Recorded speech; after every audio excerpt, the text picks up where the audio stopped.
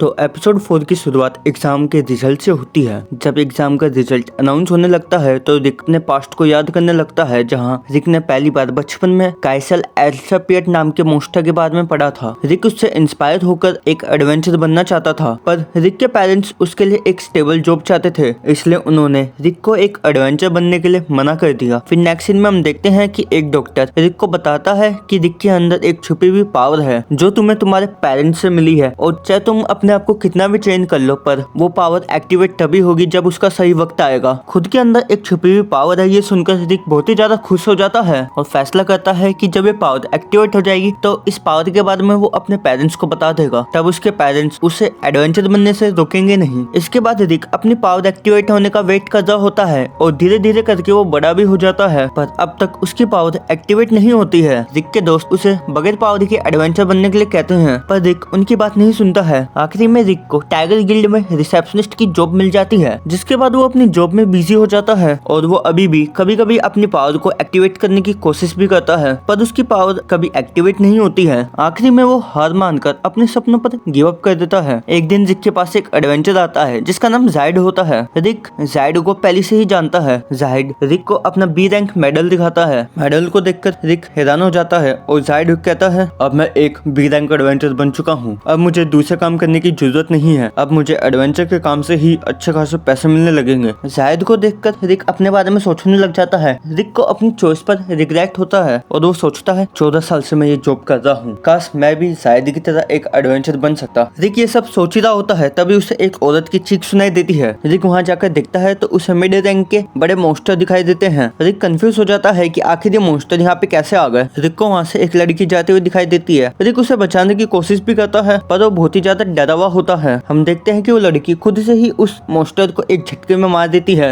ये देखकर रिक बहुत ही ज्यादा शॉक हो जाता है। ऑफिस जाकर हमें पता चलता है कि ये लड़की और कोई नहीं बल्कि रियांटे होती है, और आगे रिक रियांटे को उसकी जान बचाने के लिए शुक्रिया कहता है। रिक स्टार्टिंग में रियांटे को एक बी रैंक एडवेंचर समझता है। रियांटे उसे बताती है, मैं एक एस रैंक एडवेंचर हूँ। ये सुनकर रिक बहुत ही ज्यादा हैरान हो जाता है। हमें पता चलता है कि एस रैंक को सीधा गवर्नमेंट ऑर्डर देती है और इनकी कोई हिस्ट्री नहीं होती। गवर्नमेंट के अलावा एस रैंक एडवेंचर किसी और की नहीं सुनते हैं। रिक रियांटे से कहता है, मेरा एक क्वेश्चन है, अगर मैं आपसे पूछूं तो आप हंसोगी तो नहीं ना? जिस पर रियांटे कहती है, मुझे हंसे हुए 9 साल हो चुके हैं, मैं आखिरी बार तब हंसी थी जब मैं 8 साल की थी। ये सुनकर रिक और भी ज्यादा हैरान हो जाता है। फिर रिक रियांटे को अपने सपने के बारे में बताता है कि वो एक एडवेंचर बनकर काइसल एल्सापियट को पकड़ना चाहता है। अब मैं 30 साल का हो चुका हूँ, अब क्या अभी भी मैं एक एडवेंचर बन सकता हूँ? जिस पर रियांटे कहती है, एडवेंचर बनने के लिए करेज का होना बहुत जरूरी है। ये मैंने देख लिया है कि तुम्हारे अंदर बहुत ही ज्यादा करेज तो है, पर तुम एक खुद ही गिल्ड रिसेप्शनिस्ट हो, तो तुम्हें पता होगा कि मानव कैपेसिटी क्या होती है। इस उम्र में मानव कैपेसिटी को बढ़ाना लगभग इम्पॉसिबल है। मानव कैपेसिटी तब बढ़ती है जब आप एक यंग एज से ट्रेनिंग करना शुरू करते हो। एक एडवेंचर बनने के लिए मानव कैपेसिटी का होना बहुत ही ज्यादा जरूरी है, इसलिए मुझे नहीं लगता कि अब तुम एक एडवेंचर बन सकते हो। रियांटे की बात सुनकर रिक का पूरा हौसला टूट जाता है, पर रिक रियांटे के सामने खुश होने का नाटक करता है और कहता है, जब आप जैसा एक ऐसे रंग एडवेंचर कह रहा है तो मुझे सपना छोड़ देना चाहिए। और यहाँ रिक थोड़ा दुखी भी होता है। रियांटे रिक से ऐसा बोलने के लिए माफी मांगती है। रिक भी रियांटे को माफ कर देता है और उससे डेट पे चलने के लिए पूछ लेता है, और रियांटे भी उसे डेट के लिए हाँ कर देती है। अगले दिन हम देखते हैं कि रिक यहाँ पर बहुत ही ज्यादा अच्छे मूड में होता है, क्योंकि वो रियांटे के साथ डेट पर जाने वाला होता है। रिक को इतना खुश देखकर जाइड और अलीसा भी बिल्कुल हैरान हो जाते हैं। शाम के समय जब डेट का टाइम होता है तब सिटी पर बहुत ही ज्यादा मोस्टर हमला कर देते हैं। रिक उधर उधर देखकर रियांटे को ढूंढ रहा होता है। हम देखते हैं कि रियांटे अकेले ही बहुत सारे मोस्टर को मार रही होती है, और इसके बाद और मोस्टर रियांटे की तरफ आ रहे होते हैं। रियांटे अपनी छोटी छोटी ब्लेड निकालती है और पंजों की तरह यूज करके उन मोस्टर को मार देती है। रियांटे की पावर देखकर रिक बहुत ही ज्यादा हैरान हो जाता है, और अचानक से रियांटे को कुछ अजीब सा महसूस होता है। रियांटे को एक अजीब माना एनर्जी फील होती है, जैसे उसके आसपास कोई बड़ा सा ड्रैगन हो, जिससे रियांटे बहुत ही ज्यादा डर जाती है। तभी एक बड़ा सा मोस्टर आकर रियांटे पर हमला करता है, पर जाइड वहाँ आ जाता है और वो उस मोस्टर को काट देता है। इसके बाद कुछ एडवेंचर्स भी वहाँ आकर मोस्टर से लड़ने लग जाते हैं, और यहाँ जब रिक रियांटे को संभाल रहा होता है तब बाकी के एडवेंचर मोस्टर को मार रहे होते हैं। और यहाँ रियांटे रिक से कहती है, सबको यहाँ से चला जाना चाहिए, यहाँ पास में ही एक ड्रैगन है। रिक को रियांटे की बात पर भरोसा नहीं होता। रियांटे कहती है, मेरे बचपन के एक ट्रॉमा की वजह से जब भी मैं किसी ड्रैगन को अपने आसपास फील करती हूँ तो मेरी बॉडी माना के ऊपर से अपना कंट्रोल खो देती है। रियांटे ये सब बोली रही थी, तभी उनके सामने एक बड़ा सा ड्रैगन आ जाता है। उस ड्रैगन को देखकर सभी लोग डर जाते हैं। जायद कहता है, आखिर एक ड्रैगन यहाँ पर क्या कर रहा है? अब समझ आया, दिखाया कि बाकी के मॉन्स्टर यहाँ पर क्या कर रहे थे। वो सभी मॉन्स्टर इस ड्रैगन से बचकर भाग रहे थे। ड्रैगन से लड़ने के लिए कम से कम एक ए रैंक के एडवेंचर की जरूरत है। वहाँ पर एक मौजूद एडवेंचर थोड़ा डरकर उस ड्रैगन पर हमला कर देता है, जिससे ड्रैगन गुस्से में आकर एक तेज धाड़ मारता है, जिससे सभी लोग जमीन पर गिर जाते हैं। आगे सभी लोग वहाँ से भागने की कोशिश करते हैं, पर ड्रैगन अपने चारों ओर एक बैरियर बना लेता है, जिससे सभी लोग वहीं पर कैद हो जाते हैं। जायद बैरियर को तोड़ने की कोशिश करता है, पर किसी से भी कुछ नहीं होता। आखिरी में रिक हिम्मत करके ड्रैगन के सामने खड़ा हो जाता है। रिक कहता है, क्या हुआ? अगर मैं एक एडवेंचर नहीं बन सकता, कम से कम मैं एक एडवेंचर की मौत तो मर सकता हूँ। रिक ड्रैगन से बहुत ही ज्यादा डरा हुआ होता है, पर वो हिम्मत करके ड्रैगन से लड़ने की सोचता है, जिसके बाद वो एक पत्थर उठाकर ड्रैगन पर मारता है। रिक को लड़ता हुआ देखकर बाकियों में भी हिम्मत आ जाती है और सभी लोग ड्रैगन पर हमला करने लगते हैं, पर ड्रैगन पर किसी भी हमले का कुछ असर नहीं होता। ड्रैगन सभी के ऊपर अपने मुंह से आग फेंकता है। आग को देखकर जायद अपनी पावर यूज करता है, जिससे सभी की बॉडी स्टील की बन जाती है। पर ड्रैगन की पावर इतनी ज्यादा होती है कि सब लोग स्टील की बॉडी के बावजूद भी चोटिल हो जाते हैं। सबकी हालत बहुत ही ज्यादा खराब हो चुकी होती है। तभी रिक अपने ऊपर पत्थरों को हटाकर ड्रैगन के सामने खड़ा हो जाता है, पर ड्रैगन रिक को कुचल देता है। सबको लगता है कि रिक मर चुका है और हम देखते हैं कि इसी समय पर रिक की वो छुपी हुई पावर एक्टिवेट हो जाती है। रिक के चारों तरफ से एक अलग ही ऑरा निकलने लगता है, जो